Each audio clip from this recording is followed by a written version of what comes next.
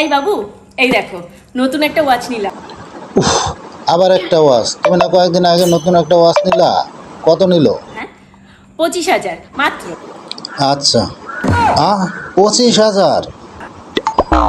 25,000 টাকা দিয়ে তুমি একটা ওয়াচ কিনলা? কয়েকদিন আগে নতুন একটা ঘড়ি কিনলা, আমার টাকা পয়সা কি রাখবা না? সব ধ্বংস করে দেবা? নিজে তো আর ইনকাম করো না, টাকার মরবা বুঝবা কিভাবে? টাকা মনে হয় গাছে ধরে ঝাড়া দিলেই পরে। এত কথা বলার কিছু হয়নি, আমি আমার টাকা দিয়ে কিনেছি। তোমার টাকা? তুমি কি ইনকাম করো? সবই তো আমার টাকা। কে বলেছে আমি ইনকাম করি না?